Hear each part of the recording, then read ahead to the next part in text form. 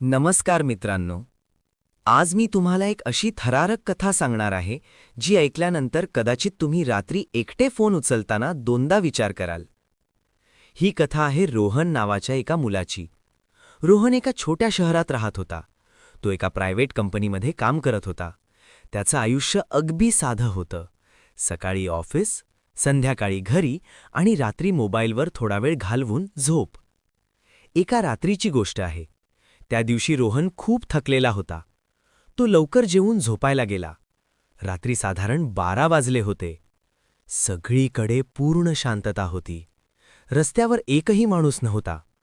अचानक रोहनचा फोन वाजायला लागला. फोनचा आवाज ऐकून रोहन दचकून जागा झाला. इतक्या रात्री कोण फोन करतंय?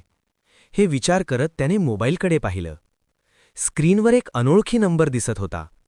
रोहनने सुरुवातीला फोन उचलला नाही, पण काही सेकंदांनी पुन्हा फोन वाजला. आता रोहनला थोडी शंका आली. त्याने विचार केला, कदाचित कोणाला काहीतरी अडचण असेल. मग त्याने फोन उचलला. हॅलो? फोनच्या दुसऱ्या बाजूला काही सेकंद पूर्ण शांतता होती. रोहन पुन्हा म्हणाला, हॅलो, कोण बोलतंय? अचानक फोनवरून एक हळू आवाज आला. रोहन, तू आहेस ना? तो आवाज खूप विचित्र होता. रोहन थोडा घाबरला. तो म्हणाला, हो, पण तुम्ही कोण? पुन्हा काही सेकंद शांतता. आणि मग त्या आवाजाने म्हटलं, मी तुला पाहतोय. हे ऐकून रोहनचा थरकाप उडाला. तो घाबरून उठून बसला. त्याने लगेच घराभोवती नजर टाकली. सगळीकडे अंधार होता. रोहन म्हणाला, कोण आहेस तू? मजाक करू नकोस.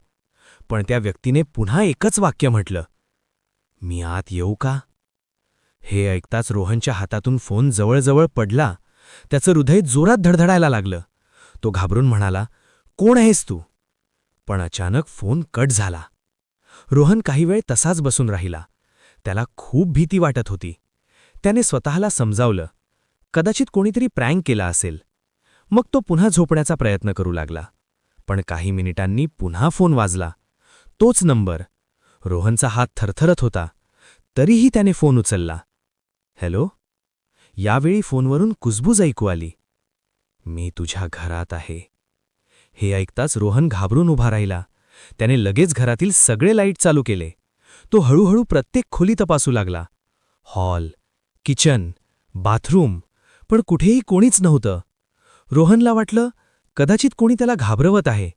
तो पुन्हा बेडवर बसला. अचानक त्याला वरच्या मजल्यावरून आवाज आला. जणू कोणीतरी चालत आहे. रोहनचा श्वास अडकला. त्याच्या घराचा वरचा मजला अनेक वर्षांपासून बंद होता. तिथे कोणीच राहत नव्हतं. पण आता तिथून स्पष्ट पावलांचा आवाज येत होता. रोहन घाबरत घाबरत जिन्याकडे गेला. जिन्याच्यावर पूर्ण अंधार होता. तो मोबाईलचा टॉर्च चालू करून वर चढू लागला. प्रत्येक पावलासोबत त्याचं हृदय जोरात धडधडत होतं. तो वर पोहोचला आणि अचानक त्याचा फोन पुन्हा वाजला. रोहनने स्क्रीनकडे पाहिलं. तोच नंबर. थरथरत्या हाताने त्याने फोन उचलला. फोनवरून हळू आवाज आला, तू वर आलास, मला माहिती होतं. रोहन घाबरून म्हणाला, तू कुठे आहेस? आणि अचानक त्याच्या मागून कोणीतरी हळू आवाजात म्हणालं, इथेच. रोहनने हळूच मागे वळून पाहिलं आणि जे त्याने पाहिलं ते पाहून त्याच्या पायाखालची जमीन सरकली. त्याच्या मागे उभा होता त्याच्यासारखाच दिसणारा एक माणूस. तो अगदी रोहनसारखाच दिसत होता. तोच चेहरा, तेच कपडे, पण त्याच्या डोळ्यात एक रिकामेपणा होता. तो हळूहळू हसू लागला आणि म्हणाला, मी तुझी वाट पाहत होतो. भीतीने रोहन मागे सरकू लागला.